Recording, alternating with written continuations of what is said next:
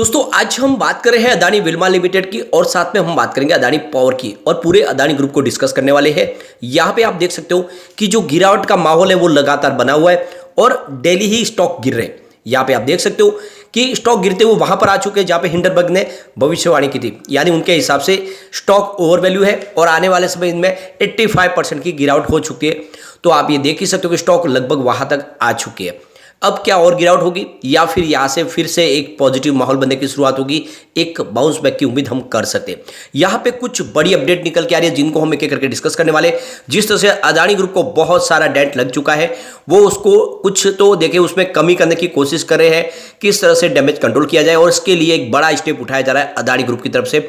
विश्व के काफ़ी जो उनके इन्वेस्टर है उनको भरोसे में लेने के लिए एक बड़ा स्टेप उठाया जा रहा है। क्या है उसको जानने की कोशिश करेंगे। साथ में अदानी ग्रुप ने बांग्लादेश को लेकर एक बड़ी यहाँ पे अपनी तरफ से एक डिसीजन में फेरफार किया है। क्या हुआ डिसीजन उसको जानेंगे और इस समय क्या अदानी ग्रुप में इन्वेस्टमेंट कर लेना चाहिए या फिर बिल्कुल इस स्टॉक में से इन ग्रुप में से निकल जाना चाहिए। इन सारी बातों को समझेंगे इस वीडियो के माध्यम से। लेकिन फ्रेंड उससे पहले अगर आप पहली बार हमारे चैनल पे आए तो चैनल को सब्सक्राइब कर दीजिए, एक बेल आइकन दबा दीजिए ताकि जब भी नया वीडियो बने पहला नोटिफिकेशन आपको मिले। वीडियो पसंद आए तो लाइक शेयर जरूर कीजिए। चलो फ्रेंड्स वीडियो स्टार्ट करते हैं। मैं हूं आपका दोस्त एसपी दवे और हमारे अपने चैनल ऑनलाइन कमाई में आपका बहुत बहुत स्वागत है।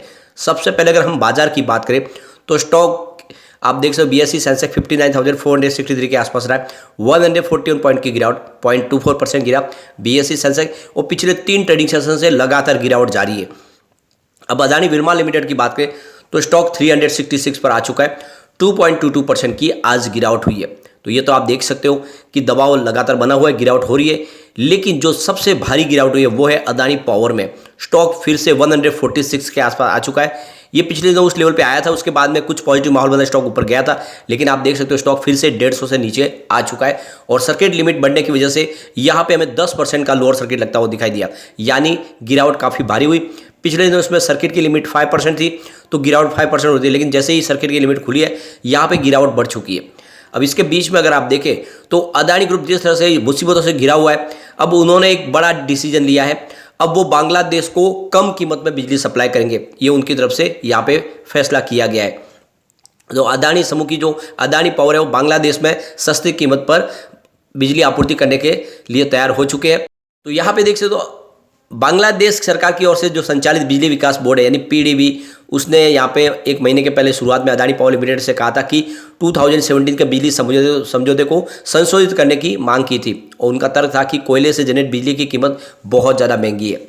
और अदानी पावर की तरफ से उनके एक अधिकारी ने कहा है कि प्रथम एलो अखबार ने बताया कि अदानी ग्रुप अपने प्लांट के लिए उसी कीमत पर कोयले का आयात करेगा जो बांग्लादेश कोयला संचालित प्लांट अपने लिए करते हैं। इसमें कहा गया है कि अदानी पावर कोयले के लिए अपने खरीद मूल्य को संशोधित करने के लिए सहमत हो चुके हैं। इसके जरिए बांग्लादेश के कोयले से चलने वाले रामपाल और पायरा जैसे प्लांट्स के बराबर कीमत की करने की कोशिश की जा रही है।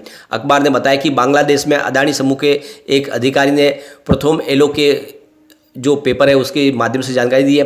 बांग्लादेश के अधिकारियों ने कहा है कि फिलहाल तो इसमें कोई हम इस समय जो बातचीत नहीं कर सकते, लेकिन ये जो खबर निकल के आ रही है कि अदानी ग्रुप तैयार हो चुका है बांग्लादेश को सस्ती कीमत पर बिजली देने के लिए। और आप देखें तो पीडीबी के एक जो सीनियर अधिकारी उनका कहना है कि अदानी पावर ने बांग्लादेश अधिकारियों के साथ बातचीत में जो एक 5 सदस्यीय दल को भेजा था। अब आप देखें साल 2018 में जो रिपोर्ट निकल रहा है उसमें अमेरिका से institute for energy economics and financial ने कहा था कि अदानी प्रोजेक्ट बांग्लादेश के लिए बहुत महंगा और जोखिम भरा बताया था। यानी ये जो प्रोजेक्ट है उसको अमेरिका की रिपोर्ट ने काफ़ी जोखिम भरा बताया था। और उसके बाद में देखें तो वर्तमान में भारत से करीब 1160 मेगावाट बिजली का आयात करता है बांग्लादेश। और वही 2017 के समझौते से 25 साल के लिए अदानी पावर लिमिटेड ने बिजली खरीदने और उसमें इस साल मार्च से बिजली प्राप्त करना शुरू कर दिया है। यानी अदानी ग्रुप ने बिजली उनको सप्लाई करनी शुरू कर दी है, लेकिन जो उसकी प्राइस है वो काफ़ी बड़ी है। और जो अमेरिका से जो रिपोर्ट निकल कर आई है, जो यहाँ पे देख सकते हो कि IEFA की जो रिपोर्ट थी उनका कहना था कि ये जो प्रोजेक्ट है बहुत ही बड़ा जोखिम भरा भी है और साथ में बहुत ज़्यादा महंगा भी है। और इसके बाद में अब अदानी ग्रुप ने बांग्लादेश की डिमांड को मान लिया, उसकी जो कीमत है उसको कम करने की यहाँ पे हामी भर ली है। यानी आने वाले समय अदानी ग्रुप बिजली सस्ती बेचेगा, क्योंकि उस समय बहुत ज़्यादा मुसीबत है और ऐसे में जो हो सके जहाँ से कोई डील कैंसिल ना उसकी तरफ कोशिश की जा रही है अदानी ग्रुप की तरफ से। और जैसे कि हिंडनबर्ग की जो रिपोर्ट निकल रही है उसके बाद देखें तो बहुत ज़बरदस्त लॉस हुआ है अदानी ग्रुप को। 19 लाख करोड़ के आसपास तक मार्केट कैप 24 जनवरी को जब हिंडनबर्ग की रिपोर्ट नहीं आई थी, लेकिन आज रिपोर्ट निकल के आने के बाद देखें तो जो मार्केट कैप है वो मात्र 7.3 लाख करोड़ रुपीज़ के आसपास रह गया है, यानी बहुत ज़बरदस्त लॉस हो गया है। करीब आप देखें तो 12 लाख करोड़ का लॉस हो गया है यहाँ पे हिंडनबर्ग की रिपोर्ट की वजह से। अदानी ग्रुप को बहुत ज़बरदस्त घाटे में डाल दिया अदानी ग्रुप को। और आप देखें तो जो LIC ने इन्वेस्टमेंट किया था अदानी ग्रुप के, वो बिल्कुल उनके इन्वेस्टमेंट के आसपास अब कीमत आ चुकी है। जो प्रॉफिट है वो मात्र 3000 करोड़ का रह गया है, यानी आप समझ सकते जल्द ही LIC भी हो सकता है कि अदानी ग्रुप के निवेश में लॉस में चली जाए। तो करंटली जो अदानी ग्रुप में जो इन्वेस्टमेंट है LIC का वो देखें तो 33,686 करोड़ रुपीज़ के आसपास है, जबकि इन्होंने जो निवेश किया था वो 30,127 करोड़ रुपीज़ का था। तो ये तो आप समझ ही सकते हो कि इस समय LIC है बिल्कुल उस लेवल पे आ चुकी है जहाँ पे उन्होंने इन्वेस्टमेंट किया था, और इसे और नीचे अगर गिरावट होगी तो LIC का लॉस शुरू हो जाएगा। यानी आने वाले समय यहाँ से अदानी के शेयर में तेजी आनी जरूरी है, वरना LIC को इससे भारी लॉस की संभावना बन सकती है। अब जैसे कि काफ़ी जो निवेशक है, जो विश्व के काफ़ी बड़े देशों से इनके इन्वेस्टर हैं, उनका भरोसा फिर से लौट आए, और इसके लिए अदानी ग्रुप अब एक fix income investor road show organise करने जा रहे हैं एशिया की जो कंट्रीज़ के अंदर, और इस रोड शो के माध्यम से उन इन्वेस्टर के अंदर फिर से एक भरोसा कायम करने की कोशिश की जाएगी। तो ये जो रोड शो है ये 27 फरवरी को सिंगापुर में होगा, इसके अलावा हांगकांग में 28 और 1 मार्च को होने वाला है। तो ये आप देख सकते हो, इसमें जो काफ़ी जो बड़े इन्वेस्टर हैं वो इस पर भाग लेंगे, और एक तरह से देखें तो फिर से विश्वास कायम करने की कोशिश की जाएगी। क्योंकि आप देखें तो जो इनके जो बॉन्ड्स है वो इस समय फ्राइडे के दिन मिक्स ट्रेड में अगर आप देखें तो ट्रेड करते हुए आपको दिखाई देंगे। 15 में से 8 जो बॉन्ड्स है वो इस समय लोअर ट्रेडिंग पर लोग ट्रेड कर रहे हैं, यानी उनमें गिरावट का माहौल बना हुआ है। और ऐसे में जो निवेशकों का फिर से भरोसा लौटा है, उसके लिए यहाँ पे जो बड़े बड़े इनके इन्वेस्टर है उसमें आप देखें तो बार्क्लेज PLC, BNB परिबास, ऐसे DBS bank limited, Dutch bank, AG Emirates और NBD capital, ING group, NVIM, और इसके अलावा आप देखें तो सैनपोलस, SPA, MUFG और SMBC, निको स्टैंडर्ड्स चार्टर्ड बैंक, ये सारे के सारे जो है इस रोड शो में भाग लेंगे, और एक तरह से फिर से जो इन्वेस्टर उनमें भरोसा जताने की कोशिश करेंगे। नहीं, जो बड़े बड़े इन्वेस्टर जो है उनमें एक फिर से भरोसा लौटा इसकी कोशिश की जा रही है अदानी ग्रुप की तरफ से।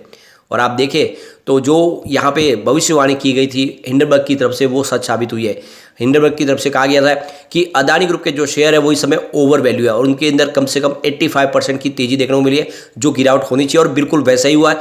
पिछले 1 महीने में अगर आप देखें तो जो शेयरों की मार्केट वैल्यू उसमें 85% की गिरावट हो चुकी है। तो कुल मिला के जो हिंडनबर्ग ने चाहा था वो हो चुका है, लेकिन अभी भी गिरावट थम नहीं रही है, और अब से यहाँ पे देखें तो ये बड़ी लॉस की शुरुआत हो सकती है अगर इस तरह से अगर माहौल पॉजिटिव नहीं बना तो। इसके बीच में देखें हिमाचल का जो प्रॉब्लम था वो सॉल्व हो गया है, और जो ट्रक एसोसिएशन है उनका कहना है कि अगर ये हिंडनबर्ग का मामला नहीं निकलता तो जो हमारा मामला है वो भी सॉल्व नहीं होता, यानी अड़ियल रवैया बना रहता अदानी ग्रुप का। लेकिन जैसे ही हिंडनबर्ग की वजह से प्रॉब्लम में घिरे, उन्होंने हमारे साथ में समझौता किया और हमारी मांगों को माना है, और फिर से सीमेंट प्लांट शुरू हो चुका है हिमाचल प्रदेश के। तो एक तरह से वो उनके हिसाब से ये हिंडनबर्ग की रिपोर्ट हमारे लिए फायदेमंद रही है, उनका कहना है।